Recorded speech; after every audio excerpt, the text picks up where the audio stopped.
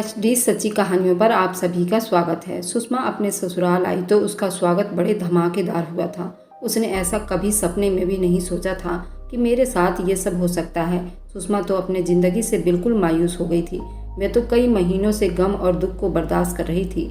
विमलेश से शादी करके वह एक सपना सा महसूस कर रही थी। सुहाग रात वाले दिन उनके बेड को बड़े शानदार तरीके से सजाया गया था। सबसे बड़ी बात यह थी कि उसके बेटे को एक अलग झूले में रखा गया था और वह झूला भी बड़ी शानदार तरीके से सजाया गया था। सुषमा को तो ये सब बिल्कुल सपना सा लग रहा था। सुषमा सुहाग रात के सेज पर बैठी थी, लेकिन बच्चा उसके गोद में था जो सिर्फ अभी 3 महीने का ही था। फिर सुषमा के कमरे में उसकी सास की एंट्री हुई। सुषमा को एक सोने का हार मुंह दिखाई दिया और सुषमा से कहा कि अभी मैं तुम्हारे बेटे को अपने कमरे में ले जाती हूँ, क्योंकि पवन अभी सो रहा है। अगर पवन उठेगा तो मैं उसको दूध पिलाकर उसकी देखभाल कर लूंगी। आज तुम दोनों की सुहाग रात है, तुम लोग एक नई जिंदगी की शुरुआत करो। फिर कुछ ही देर के बाद विमलेश की भी एंट्री हो जाती है। सुषमा अपने चेहरे पर उदासी लिए सर झुकाए बैठी थी। तभी विमलेश आकर उसका घूंघट उठाता है और सुषमा को देखता ही रह जाता है। फिर घुटनों के बल नीचे बैठकर सुषमा से वादा करता है, तुम्हें अब कुछ भी सोचने की जरूरत नहीं है। जो कल तुम्हारा बीत गया उससे मुझे कोई लेना देना नहीं है और आज से हम एक नई जिंदगी की शुरुआत करेंगे। सुषमा मुस्कुराकर उससे वादा करती है और नीचे झुककर उसके चरणों को छूती है और अपने माथे से उसके चरणों का धूल लगाती है। फिर विमलेश उसको अपने सीने से दबोच लेता है। सुषमा रोती है और उसको भगवान के नाम से पुकारती है। कहती है, आप इंसान नहीं भगवान हो, और अपने मन में कहती है, एक विमलेश है जो भगवान का रूप है और पीछे जो सुषमा की जिंदगी को नर्क बनाया हुआ था वह इंसान किसी हैवान से कम नहीं था। फिर अपने पिछली जिंदगी के बारे में सोचती है। सुषमा का रो रो कर बुरा हाल था, क्योंकि आज वो 20 साल की उम्र में 44 साल के थानेदार की दुल्हन बनने जा रही थी। जब पति कमरे में आया तो डर से कांप रही थी। दूध का गिलास खाली करते ही पति ने बड़ी निकम्मी मुस्कुराहट से उसे देखा। उसका दुपट्टा। सुषमा अपनी दूसरी बहनों से बहुत खूबसूरत थी, मगर अपनी दूसरी दोनों बड़ी बहनों से शकल व सूरत में कई गुना खूबसूरत थी। उसकी मोटी मोटी आंखें देखने वाले को अपनी तरफ खींच लेती थी। दूध जैसी रंगत और काली काली आंखें उसकी खूबसूरती को 4 चांद लगाते थे। खूबसूरती के मामले में सुषमा बिल्कुल अपनी माँ पर गई थी, जबकि उसकी बड़ी 2 बहनें ममता और सीमा अपने पापा पर थी। सुषमा के पापा के बाजार में कॉस्मेटिक्स की दुकान थी। सुषमा के पापा अपनी ईमानदारी की वजह से पूरे बाजार और मोहल्ले में मशहूर थे। हर कोई उनकी ईमानदारी की तारीफ करता था। सुषमा के पापा विकास की तीनों बेटियां उनकी आंखों का तारा थी। खासकर सुषमा में तो उनकी जान बसती थी। उनके घर में रौनक बेटियों के दम से ही थी। कभी भी उन्होंने बेटियों को बोझ नहीं समझा था। यही वजह थी विकास साहब ने कभी भी अपनी पत्नी से बेटे की ख्वाहिश जाहिर नहीं की थी, जबकि उनकी पत्नी लता को शुरू से ही बेटे की ख्वाहिश थी। विकास साहब अक्सर पत्नी से कहते थे, मेरी तीनों बेटियां मुझे बेटों से ज़्यादा प्यारी हैं, मेरे घर की रौनक है, उन्हीं से ये मेरा कल और भविष्य उजाला होगा। विकास साहब ने अपनी बेटियों की परवरिश बहुत अच्छे तरीके से की। अपने औकात के हिसाब से उन्होंने बहुत अच्छे स्कूल कॉलेज में पढ़ाई करवाई थी। 16 साल की सुषमा सेकेंड ईयर की स्टूडेंट थी, जबकि ममता का ग्रेजुएशन का लास्ट साल चल रहा था और सीमा ने कॉलेज को पार कर लिया था। अब अपनी माँ के साथ घर के कामकाज में उनका हाथ बटाया करती थी। सुषमा का दिमाग बहुत तेज था। हर साल क्लास में टॉप किया करती थी और वहीं पर ममता रो धोकर पास होती थी। ममता बल्कि अपना ज़्यादातर टाइम नोवेल पढ़ने में बिता देती थी। यही वजह थी विकास साहब को सुषमा पर बहुत ज़्यादा फख्र था। अपनी बेटी को इस तरह दिल लगाकर पढ़ते देख, मेहनत करता हुआ देखकर वे बहुत खुश हो जाते थे। सुषमा स्कूल के बाद कॉलेज में भी अपने पापा का नाम रोशन कर रही थी और आने वाले वक्त में डॉक्टर बनना चाहती थी। मगर किसी को क्या पता था किस्मत में क्या लिखा है, उसका डॉक्टर बनने का ख्वाहिश अधूरा ही रह जाएगा। सुषमा जो घर भर की लाडली थी, उसकी जिंदगी धोखे से भरी हुई थी। विकास का रोज का काम था, जब भी वे दुकान के लिए घर से निकलते थे, अपनी तीनों बेटियों के सर पर आशीर्वाद देना नहीं भूलते थे। विकास साहब घर से जल्दी निकलते क्योंकि उन्हें माल लेने के लिए दूसरे शहर जाना था। रात को विकास के दिल में दर्द की टीसें उठ रही थी, मगर उन्होंने किसी को नहीं बताया, क्योंकि वह घर वालों को परेशान नहीं करना चाहते थे। ऐसे ही वो बगैर बताए उनकी तबीयत थोड़ा खराब था, दूसरे शहर चले गए। रात काफ़ी हो चुकी थी। सुषमा अपनी माँ से बोली, माँ पापा अभी तक क्यों नहीं आए? तो सुषमा की माँ लता बोली, फिक्र ना करो, कारोबार में देर सवेर हो जाती है और फिर विकास साहब दूसरे शहर गए हैं, आने में वक्त तो लगेगा ही। तुम लोग ऐसा करो, जाकर सो जाओ। मगर न जाने सुषमा को क्यों इस तरह बेचैनी लगी हुई थी। उसका दिल घबरा रहा था, जैसे कुछ गलत होने वाला हो।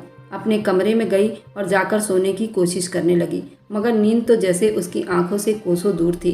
पूरी रात बीत गई मगर विकास घर न आए। सारी रात विकास की बेटियां और उनकी पत्नी ऐसे टेंशन में बिता रही थी, न जाने विकास साहब कहाँ होंगे, क्योंकि पहले कभी ऐसा नहीं हुआ था बगैर बताए वो बाहर कहीं रुके हों।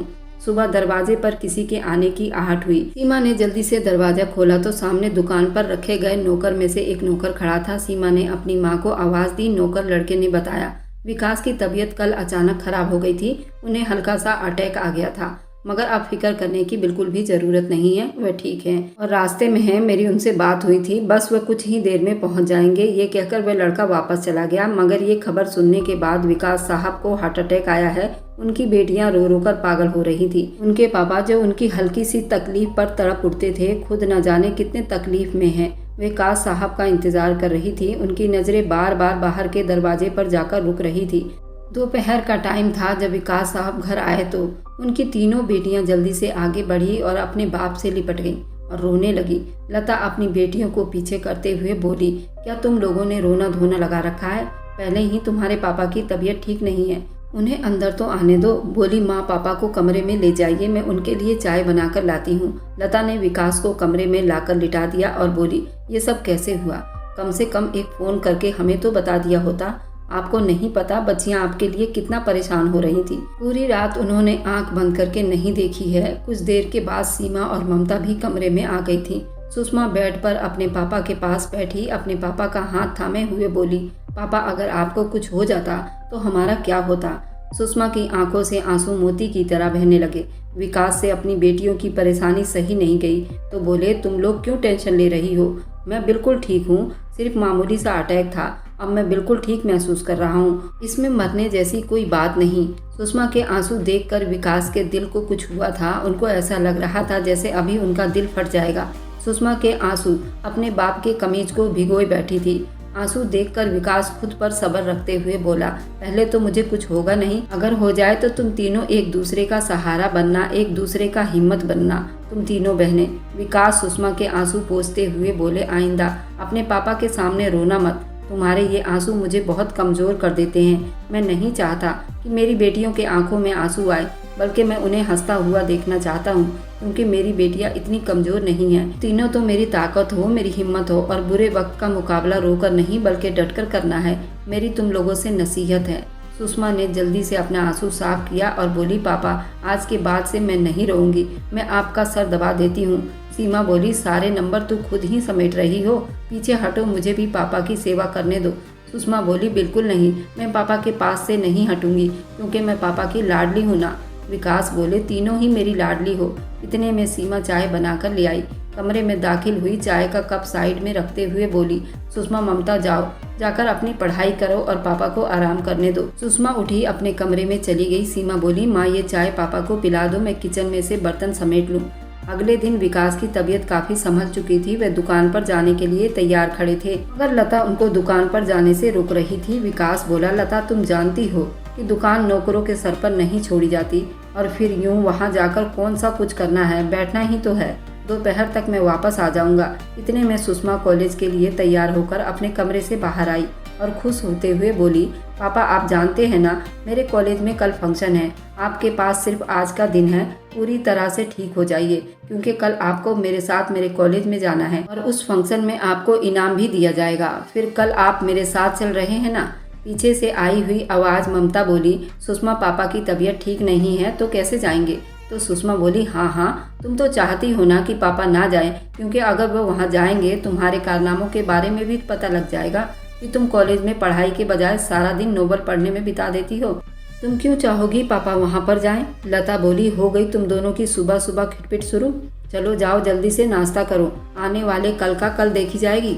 विकास अपनी पत्नी और बेटियों को राधे राधे कहते हुए दुकान पर चले गए। घर के कामों से फ्री होकर सीमा टीवी देखने में बिजी थी। बेल की आवाज़ से दरवाज़ा खोलने के लिए उठी तो उसके सामने अधेड़ उम्र की एक औरत खड़ी थी। सीमा ने उन्हें प्रणाम करके बोली, आंटी आपको किससे मिलना है? तो वह औरत बोली, मुझे लता से मिलना है, क्या वह घर पर है? सीमा बोली, नहीं, वे तो बाजार गई हैं, घर के लिए कुछ सामान लेना था, आप अंदर आ जाओ, कुछ ही देर में बस वो आती ही होंगी। सीमा उस औरत को अंदर लाई और बोली, आप बैठिए, मैं आपके लिए पानी लेकर आती हूँ। तो वह बोली, नहीं, जब लता आएगी तभी कुछ पीऊंगी, अभी तुम इधर आ जाओ, मेरे पास बैठो, ये बताओ तुम करती क्या हो। सीमा बोली, फिलहाल तो कुछ नहीं करती, मैंने ग्रेजुएशन किया है, उसके बाद घर के कामकाज और माँ का हाथ बटाती हूँ। और चारों तरफ देखते हुए बोली, घर के हर चीज बहुत तरीके से रखी हुई है, ऐसे तरीके बहुत कम घरों में देखने को मिलती है। सीमा बोली कि आंटी, आपने बिल्कुल सही कहा, मेरी माँ के हर काम में बहुत सुंदरता टपकती है, मैं धीरे धीरे उनसे सब कुछ सीख रही हूँ। मैंने आपसे इतनी बातें कर ली, लेकिन आपने बताया नहीं आप कौन हैं और आप कहाँ से आई हैं और माँ को कैसे जानती हैं। आज से पहले तो मैंने आपको कभी नहीं देखा। वह औरत बोली, बेटा तुम नहीं जानती, लेकिन तुम्हारी माँ मुझे अच्छे से जानती है, हम दोनों बहुत ही अच्छी सहेली हैं। अपनी शादियों के बाद हम दोनों अपनी जिंदगी में इस तरह मगन हो गईं, एक दूसरे से मिलने का टाइम नहीं मिला। कुछ देर के बाद लता आई तो अपने सामने उस औरत को देखकर बहुत हैरान हुई। दोनों एक दूसरे को देखकर बहुत खुशी हुई। लता बोली, लेकिन तुम आज यहाँ कैसे आई?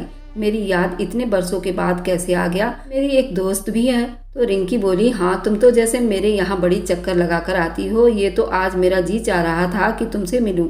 एक ही शहर में होने के बावजूद भी हम एक दूसरे से बातचीत भी नहीं करते। लता बोली, अच्छा, तुम्हें मेरे घर का कैसे पता लगा? रिंकी बोली, जब कुछ ढूंढने के लिए निकलेंगे तो भगवान जरूर मिला देता है। लता उनके दोस्त बातें करने में बिजी थी। कुछ देर में सीमा चाय और बहुत सारे पकवान से ट्रे सजाकर ड्राइंग रूम में ले आई। दिल ही दिल में सीमा रिंकी को बहुत पसंद आई। बातों ही बातों में रिंकी बोली, लता तुमने सीमा का रिश्ता तो कहीं नहीं किया? लता बोली, नहीं, अभी तो नहीं, अभी तो मैं और विकास साहब सोच ही रहे थे कि कहीं अच्छा सा लड़का देखकर सीमा की बात पक्की कर दें। लता बोली, अच्छा तुम बताओ, तुम्हारे कितने बच्चे हैं? रिंकी बोली, मेरे 2 ही बेटे हैं, बड़ा बेटा लुधियाना में है और वहीं जॉब करता है, छोटा बेटा अभी पढ़ाई कर रहा है। मैं भी अपने बड़े बेटे कमलेश के लिए लड़की ढूंढ रही हूँ। मुझे तुम्हारी बेटी सीमा बहुत पसंद आई है, अच्छा होगा अगर हमारी दोस्ती रिश्तेदारी में बदल जाएगी। लता बोली, क्या मतलब रिंकी? मतलब तो तुम समझ गई हो, मुझे अपने बड़े बेटे कमलेश के लिए तुम्हारी बेटी सीमा बहुत पसंद आई है। तुम आओ ना किसी दिन विकास के साथ, फिर हम बैठकर बातें करेंगे। देखो लता, मुझे तुम्हारी बेटी बहुत पसंद आई है, अगर तुम लोगों को भी मेरा बेटा पसंद आएगा तो मैं सीमा को ही अपने बेटे की दुल्हन बनाऊंगी। सीमा जो ड्राइंग रूम के बाहर खड़ी सब बातें सुन रही थी, अपनी शादी का सुनकर उसके चेहरे पर एक लाली सी फैल गई। उसका दिल जोर जोर से धड़कने लगा। लता ने रिंकी से कहा वह विकास से बात करके बताएगी। दोपहर से शाम होने वाली थी मगर विकास अभी तक दुकान से नहीं आए थे। लता गुस्से से टहलते हुए बोली, सीमा देखा ना, तुम्हारे पापा दोपहर का बोलकर गए थे और वे अभी तक घर नहीं लौटे। पता भी है कि तबीयत ठीक नहीं है। सीमा बोली, माँ आपको क्यों फिक्र हो रही है? पापा आने ही वाले होंगे, वे अभी क्या करे? ना पापा का कोई सहारा है जिसके सहारे वे दुकान छोड़े, नौकर के सहारे दुकान छोड़कर नुकसान नहीं करना चाहते। विकास जब दुकान से आए, खाना खाने के बाद वे आराम करने के लिए कमरे में चले गए। लता सीमा से बोली, तुम ये बर्तन साफ करो, मैं कमरे में जा रही हूँ, मुझे तुम्हारे पापा से कुछ जरूरी बात करनी है। सीमा को मालूम था कि मेरी माँ पापा से क्या बात करने वाली है। लता कमरे में गई। विकास, मुझे आपसे एक जरूरी बात करनी है। लता बोली, मेरी एक दोस्त थी जिसके बारे में मैं अक्सर आपसे बात किया करती थी। विकास बोले, हाँ तो क्या हुआ? लता बोली, आज मेरी दोस्त वह हमारे घर पर आई थी, वह सीमा से मिली। सीमा उसे बहुत पसंद आई है। उसका बेटा कमलेश जो कि लुधियाना में जॉब करता है। रिंकी ने अपने बेटे के लिए सीमा को पसंद करके गई है। उसने हमें अपने घर इनवाइट किया है। उसने कहा है कि अगर हमें भी उसका बेटा पसंद आया तो वह सीमा को ही अपने घर की बहू बनाएगी, क्योंकि हमारी सीमा रिंकी को बहुत पसंद आई है। विकास ये सुनकर बहुत खुश हुए और बोले, ये तो बहुत अच्छी बात है, और फिर उससे भी अच्छी बात यह है कि तुम अपनी दोस्त को अच्छे से जानती हो, हमें उन लोगों को परखना नहीं पड़ेगा। लता बोली, तो फिर किसी दिन टाइम निकालकर हम उनके यहाँ चलेंगे। अभी लता और विकास यही बातें कर रहे थे, उनके कमरे में सुषमा आई। विकास और लता की सारी बातें सुन चुकी थी। सुषमा को देखकर लता बोली, तुम अभी तक सोई नहीं? सुबह कॉलेज नहीं जाना क्या?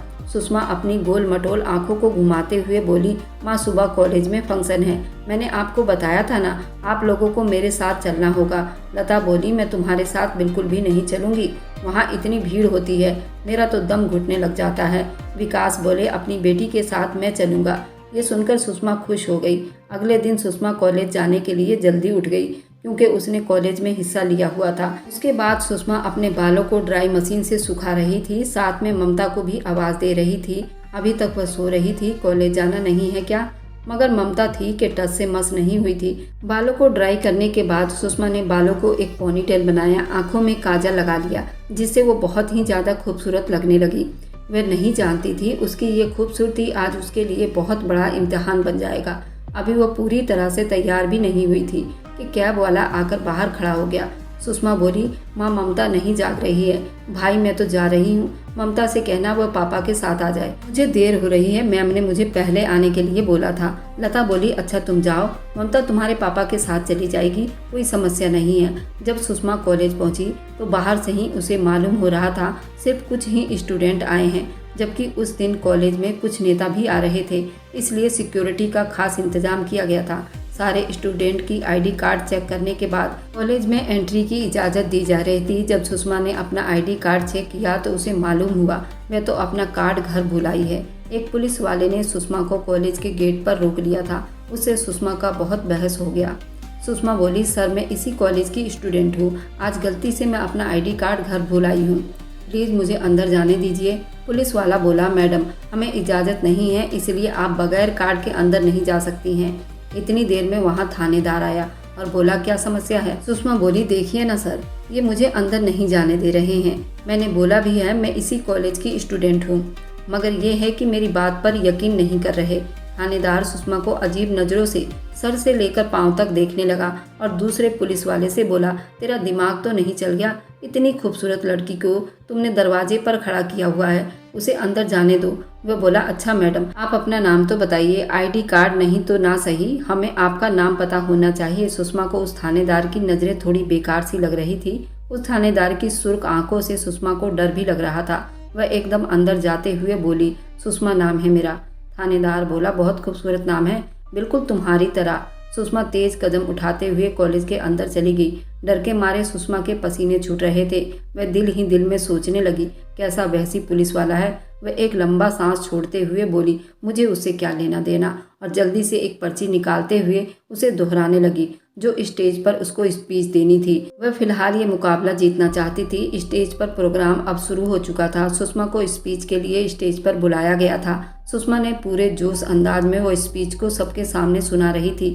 कॉलेज के शो में प्रथम पोजीशन हासिल की। जब उसका नाम अनाउंस किया गया तो उसकी निगाहें अपने पापा और ममता को तलाश कर रही थी, पर वे लोग उसे कहीं भी नजर नहीं आए। सुषमा का नाम दोबारा दोहराया गया था। वह स्टेज पर गई। उस वक्त सुषमा की आंखों में आंसू का समंदर तैर रहा था। उस कामयाबी पर कोई भी उसका अपना उसके साथ खड़ा नहीं था।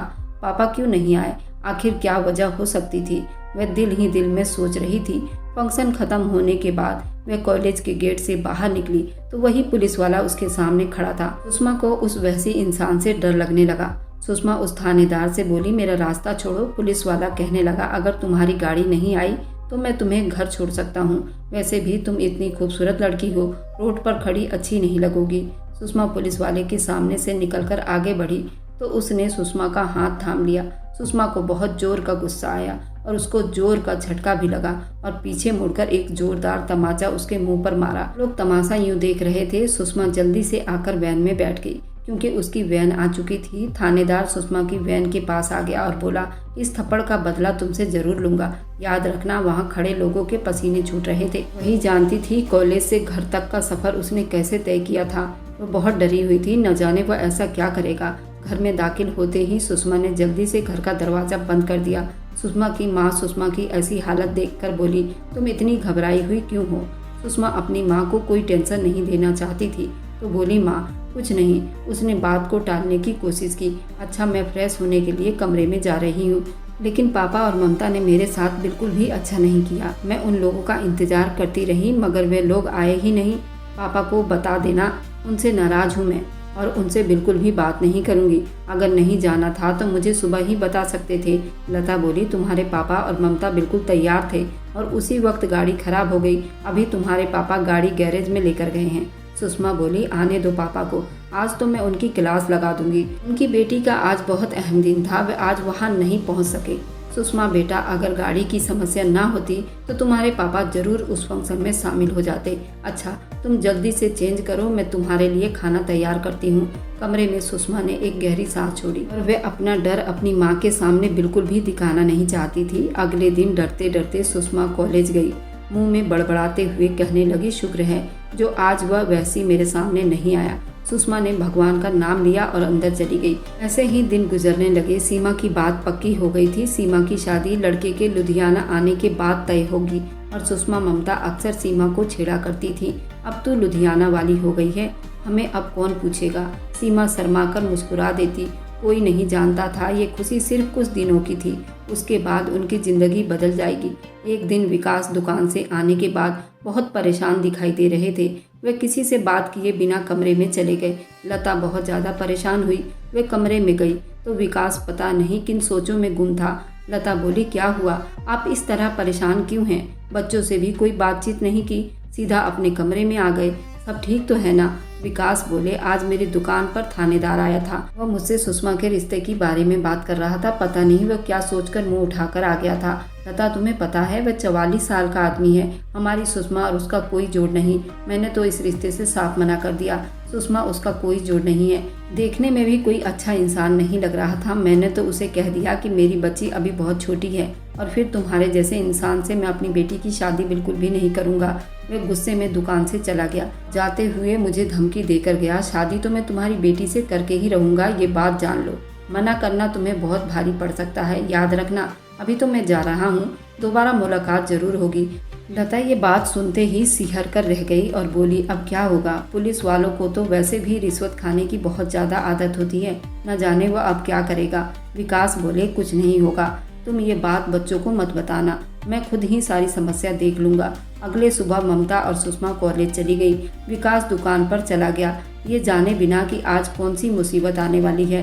रात के वक्त विकास दुकान से वापस नहीं आए तो लता और उनकी बेटियों को परेशानी होने लगी। सुषमा बोली, पता नहीं पापा कहाँ रह गए। मोबाइल भी बराबर बन जा रहा था। लता के नंबर पर एक कॉल आई। हेलो करने पर एक भारी आवाज़ आई, विकास के घर से बोल रही हो? लता बोली, जी हाँ। जो शब्द उसने कहे थे उन पर यकीन करना अब नामुमकिन था। आदमी बोला, विकास की दुकान से गैर कानूनी सामान पुलिस ने बरामद किया है, उसी सिलसिले में पुलिस उनको गिरफ्तार करके ले गई है। मैं ये बात सुनकर बहुत हैरान थी। लता तो जैसे बुत बनकर रह गई थी। उन्हें अपने कानों पर यकीन नहीं आ रहा था। विकास ऐसा नहीं कर सकते, जरूर इस थानेदार की चाल थी। ये सब उसी का किया धरा था। पागलों की तरह चिल्ला रही थी। उसने अपना कहा सच कर दिया था। अपनी माँ के मुंह से ये सब सुनने के बाद सुषमा सारी समस्या समझ चुकी थी। उसने सारी बात माँ को बताई।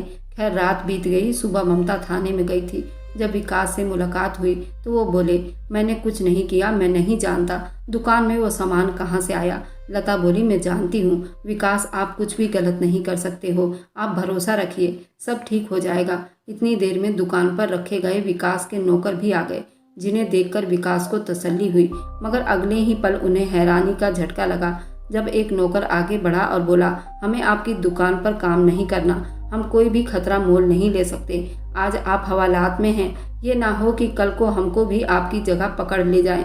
आप तो पैसे वाले हैं, आपका कोई कुछ नहीं बिगाड़ पाएगा। हम तो गरीब आदमी हैं, हम इतने पैसे कहाँ से लाएंगे जो केस मुकदमा में लगाएंगे।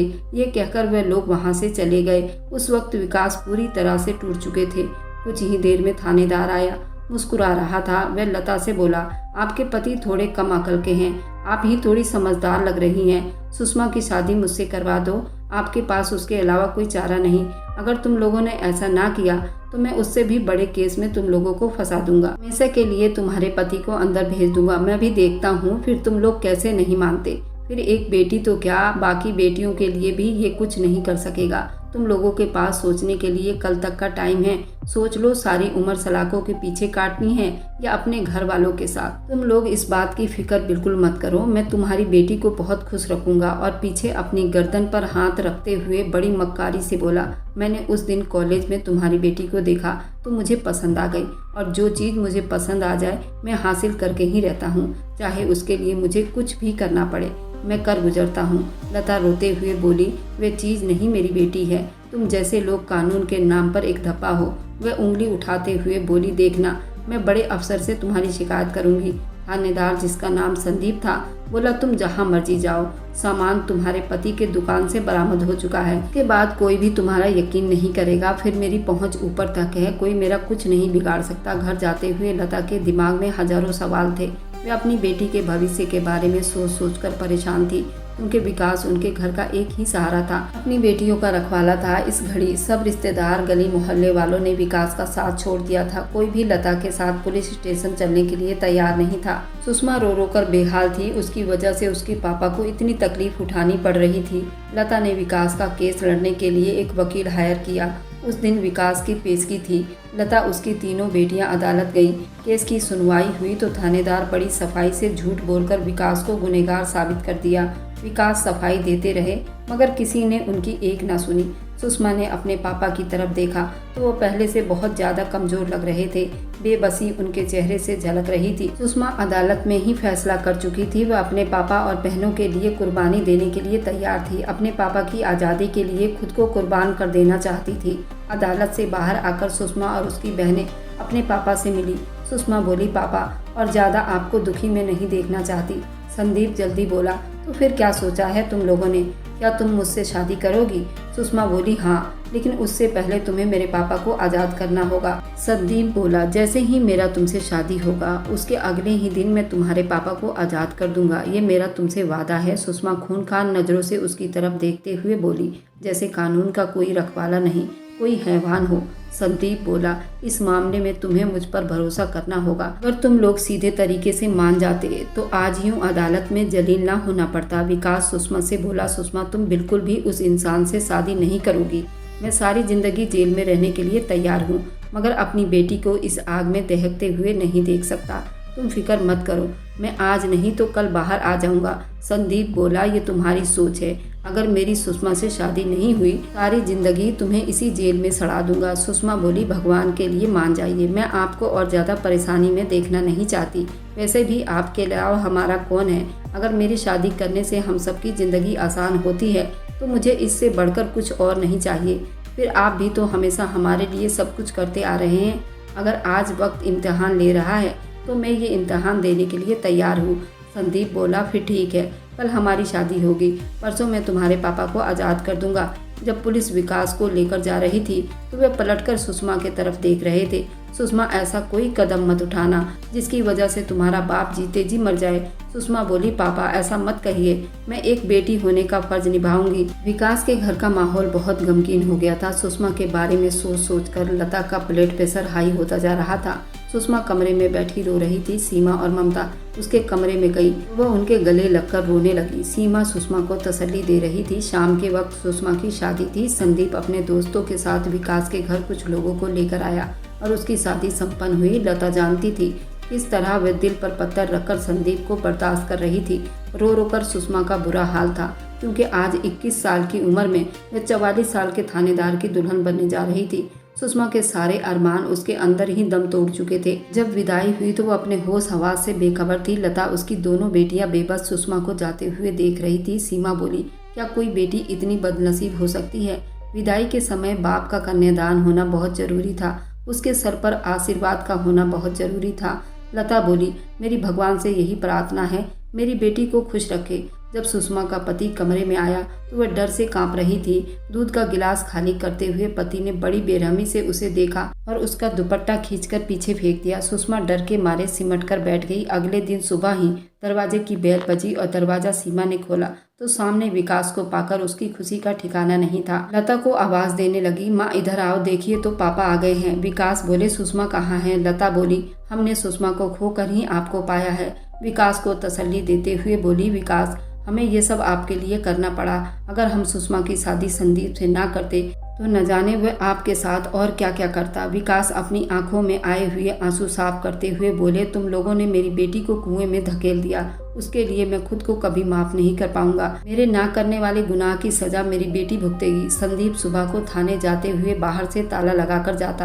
पहले पहल तो सुषमा को घर के काम काज में कोई दिलचस्पी नहीं थी। जब वह कुछ दिन वहाँ रही तो उसने इस बात को स्वीकार कर लिया, अब यही मेरा घर है और जो भी है संदीप अब मेरा पति है। घर में हर तरफ गंदगी थी। सुषमा ने सारा दिन लगाकर घर की गंदगी साफ की। काम खत्म करने के बाद वह कुछ देर आराम करने के लिए लेटी ही थी कि उसकी आंख लग गई। उस वक्त पता नहीं चला, रात हो गई। संदीप जब ड्यूटी से आया तो सुषमा को बेखबर नींद में सो रही थी। संदीप किचन में गया। जब उसने देखा कि खाना नहीं बना तो वापस आया और सुषमा को उसके बालों से पकड़कर जगाते हुए बोला, आज के बाद घर में मेरे आने से पहले मुझे खाना तैयार मिलना चाहिए, नहीं तो मैं तुम्हारी हड्डियां तोड़कर रख दूंगा। शादी के बाद संदीप ने सुषमा को अपने घर वालों से मिलने की परमिशन नहीं दी थी, बल्कि वह सारा दिन अपने घर में ही पड़ी रहती। माँ पापा की याद में तड़प रही थी।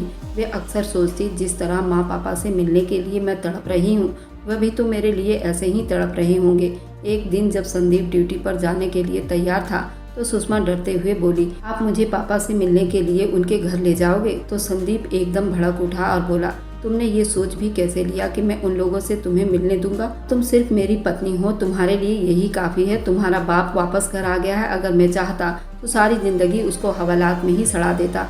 सुषमा की शादी को 1 साल बीत गया था। इस बीच वह अपने माँ बाप से मिलने नहीं आई थी। संदीप की मार कुटाई बर्दाश्त करती रही। अक्सर ऐसे होता था, छोटी सी बात पर संदीप उसे खूब मारता पीटता था। उसके जिस्म पर नील के निशान पड़ चुके थे। सुषमा संदीप के जुल्म बर्दाश्त करती रही, क्योंकि सुषमा के पास उसके अलावा कोई चारा नहीं था। सुषमा भगवान को याद करती थी और उनके चरणों में गिरकर उनसे प्रार्थना करती थी, मुझे इस जालिम इंसान से छुटकारा दे दो। संदीप सुबह ड्यूटी पर गया तो रात गए तक घर न लौटा। सुषमा इस बात की कोई फिक्र नहीं थी, वह घर आए या ना आए, मगर उसे अकेले रात को अंधेरे से डर लगता था। सुषमा की सारी रात जागते हुए बीत गई। सुबह जब उसकी आंख खुली तो संदीप नहीं आया। 2 दिन ऐसे ही बीत गए थे। सुषमा इस घर में बंद थी। 2 दिन के बाद जब कुछ लोग संदीप को लेकर आए, उन्होंने बताया कि संदीप का ड्यूटी पर जाते हुए बहुत बड़ा एक्सीडेंट हुआ है और उसके दोनों टांग टूट गए हैं। अब वो चलने फिरने के काबिल नहीं रहा। ये सुनकर सुषमा को बहुत दुख हुआ। आखिरकार संदीप उसका पति था, उस बच्चे का बाप जो इस दुनिया में आया भी नहीं था। संदीप अब बिल्कुल चुप हो गया था। उसको अब अपने किए पर पछतावा हो रहा था। मैं सुषमा के साथ बहुत कुछ गलत किया है। सुषमा ने उसकी बहुत सेवा की। सुषमा की वफादारी देखकर संदीप खुद ब खुद बहुत शर्मिंदा था। वह हर दिन सुषमा से माफ़ी मांगता था, मैंने तुम्हारे साथ बहुत बुरा किया, शायद इसी की सज़ा मुझे मिल रही है। मैं चाहता हूँ भगवान मुझे उठा ले और तुम मुझसे आज़ाद हो जाओ। सुषमा, तुम मुझे माफ़ कर दो। सुषमा चुप हो जाती, क्योंकि वह अपने बाप के साथ अपने साथ किए जाति को एक पल के लिए भी नहीं भुला पा रही थी। सबके बावजूद भी सुषमा संदीप की बहुत ज़्यादा ख्याल रख रही थी, वक्त पर उसे दवाइयाँ देती। एक दिन संदीप बोला, तुम कहती थी ना तुम्हें अपने बाप से मिलना है, अगर तुम चाहो तो हमेशा के लिए उनके पास जा सकती हो, क्योंकि अब मैं तुम पर कोई पाबंदी नहीं लगाऊंगा। दरवाज़ा खुला है, तुम जा सकती हो। सुषमा बोली, मैं आप जैसी बिल्कुल भी नहीं हूँ, एक बच्चे से उसके बाप का साया छीन लूँ। आप जैसे भी हैं मेरे बच्चे के बाप हैं, इसलिए मैं ये घर छोड़कर नहीं जाऊंगी। एक दिन सुषमा अपने बाप से मिलने के लिए उनके घर आई। वह कुछ देर के लिए वहाँ पर रुकी, क्योंकि घर जाकर उसको संदीप को दवाई भी देनी थी। जब वह घर पहुँची तो संदीप को मुर्दा हालत में पाया। ये देखकर सुषमा के मुँह से एकदम चीख निकली, घुटनों पर बैठकर रोने लगी। कुछ ही देर में सुषमा के घर वाले भी आ गए, जो कि संदीप के अंतिम संस्कार के बाद अपने घर साथ ले गए थे। वहीं सुषमा ने अपने होने वाले बच्चे को जन्म दिया था और वह भी बेटा हुआ था। उसने उनका नाम पवन रखा था। वह उसे देखती तो अंदर ही अंदर खून के आंसू रोती थी। उसका बेटा अब बिना बाप का हो गया था। बच्चा थोड़ा 3 महीने का हुआ तो सीमा की शादी की तैयारी चल रही थी।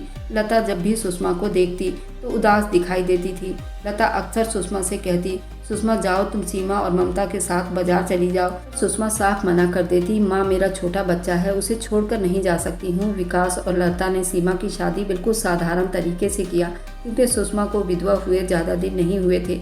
एक बेटी गम में थी, इसलिए उन्होंने कुछ ही रिश्तेदार को बुलाकर सीमा को विदा करना चाहा। कोई ढोल तमाशा नहीं किया गया, बल्कि सादगी से शादी कर दी गई थी, जिस पर सिर्फ कुछ मेहमान को दावत दिया गया था और सीमा की शादी संपन्न हो गई थी। जिस दिन सीमा की शादी थी, एक साधारण लड़का जो सीमा के कमरे में बार बार आ रहा था, सुषमा की तरफ बार बार देख रहा था। उसकी नज़रें बार बार जाकर सुषमा पर ठहर जाती थी। कमलेश का भाई विमलेश खुद भी समझ नहीं पा रहा था उसके साथ क्या हो रहा है। पूरे शादी में उसका यही हाल था। कुछ पल के लिए भी सुषमा अगर उसकी आंखों से ओझल हो जाती, वह दीवाना होकर उसे ढूंढने लगता। मगर सुषमा जो इतने बड़े दुख से गुजर रही थी, उसे किसी का होश कहाँ था। उसे तो बिल्कुल भी खबर नहीं थी। विमलेश उसकी चाहत अपने दिल में लिए फिर रहा था। ये चाहत कोई नई चाहत नहीं थी, बल्कि जब से सीमा की शादी विमलेश से लगी थी, जब से उसे विमलेश सुषमा को देखने लगा था, तब से उसका दीवाना हो बैठा था। वह लड़का सीमा का देवर था। सुषमा को अपने ख्यालों में गुम देखकर सीमा का देवर सीमा से बोला, भाभी ये लड़की कौन है? मुझे नहीं पता था, उसके परिवार में इतनी खूबसूरत लड़कियां भी हैं। सीमा बोली, ये मेरी बहन सुषमा है, वक्त ने उसके साथ बहुत बड़ा खेल खेला है, ये तो रिंकी आंटी ने तुम्हें बताया ही होगा। विमलेश बोला, मम्मी ने बताया तो था, मैंने सिर्फ उसका नाम सुना था, आज देख भी लिया। देखते ही अपना दिल हार बैठा हूँ। मुझे उससे कोई हर्ज नहीं है, वह एक बेटे की माँ है। सुषमा को अपनाना चाहता हूँ और ये सब मैं उस पर तरस खाकर नहीं, बल्कि पहली नज़र में ही मैं सुषमा का दीवाना हो चुका हूँ।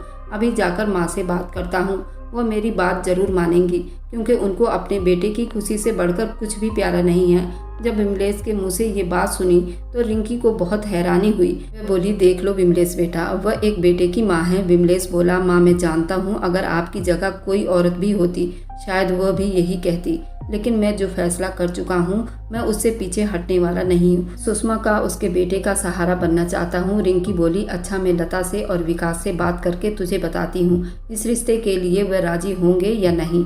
विमलेश बोला, आप बात करो, मुझे भरोसा है वह जरूर मान जाएंगे। लता मेहमान की सेवा में लगी हुई थी। रिंकी ने लता को इशारा करके साइड में बुलाया और लता से सुषमा का हाथ मांगा अपने बेटे विमलेश के लिए। लता बोली, मेरी बेटी पहले से बहुत कुछ सह चुकी है, पता नहीं वह इस शादी के लिए राजी होगी भी या नहीं। हम लोग सुषमा पर किसी भी तरह का दबाव नहीं डालेंगे। रिंकी बोली, लता, दूसरे के दिए गए जख्मों को भरने के लिए भी एक मेहरबान की ज़रूरत होती है, और मैं जानती हूँ सुषमा के लिए मेरे बेटे से अच्छा मेहरबान कोई नहीं हो सकता। विकास जीजू से उनकी रजामंदी पूछ लो तो आज के आज ही अपनी दोनों बहू को साथ लेकर जाऊंगी। जब सुषमा को इस रिश्ते के बारे में पता चला तो उसने साफ मना कर दिया।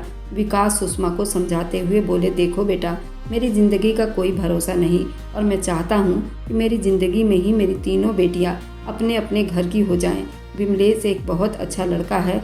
सबसे बड़ी बात यह है कि तुम्हारे साथ साथ तुम्हारे बेटे को भी स्वीकार करेगा। तुम्हारे बेटे को बाप का सहारा मिल जाएगा। सुषमा अपने बाप के सामने सर झुकाए बैठी थी। भीगी आंखों के साथ वह अपने पापा की तरफ देखते हुए बोली, पापा, मैं कभी भी आपके फैसले के खिलाफ नहीं जा सकती हूँ, इसलिए जो भी आपका फैसला है मुझे स्वीकार है। सीमा के शादी वाले दिन ही सुषमा और विमलेश की शादी भी कर दी गई। लता सुषमा से बोली, मैं पवन को अपने पास रख लेती हूँ। उससे पहले कि सुषमा कुछ और बोलती, विमलेश बोला, नहीं आंटी, बिल्कुल नहीं, आप पवन को नहीं रख सकती हैं, बल्कि हम तो अपने बेटे को भी अपने साथ ही लेकर जाएंगे। सुषमा की आंखें खुशी से और गम से ओझल हो गई थी। जहां एक तरफ माँ बाप से बिछड़ने का गम था, दूसरी तरफ विमलेश को पाकर खुद को दुनिया की खुशकिस्मत लड़की समझ रही थी, जो न सिर्फ उसका बल्कि उसके बेटे का भी रखवाला बनने जा रहा था। ये सोच रही थी, किस्मत इतनी जल्दी भी बदल सकती है। दुख के बाद खुशी और अंधेरे के बाद रोशनी जरूर मिलती है। आज सुषमा को इस बात का पूरा भरोसा हो गया था और अपने भगवान के चरणों में गिर गई थी, जिसने विमलेश जैसे इंसान को उसकी ज़िंदगी में शामिल किया। अब सुषमा की ज़िंदगी में सिर्फ खुशियाँ ही खुशियाँ थी। अगर आपको आज की कहानी पसंद आई है तो वीडियो को ज़रूर लाइक कीजिएगा और अपने दोस्तों के साथ शेयर भी कीजिएगा। और हाँ, अगर आपने अभी तक हमारे चैनल को सब्सक्राइब नहीं किया है तो जाकर सब्सक्राइब कर लें। मिलते हैं हम अपनी कल की एक नई दिलचस्प कहानी के साथ। मुझ पर सदा अपना प्यार और स्नेह बनाए रखें। सभी को मेरा प्यार भरा नमस्कार दोस्तों।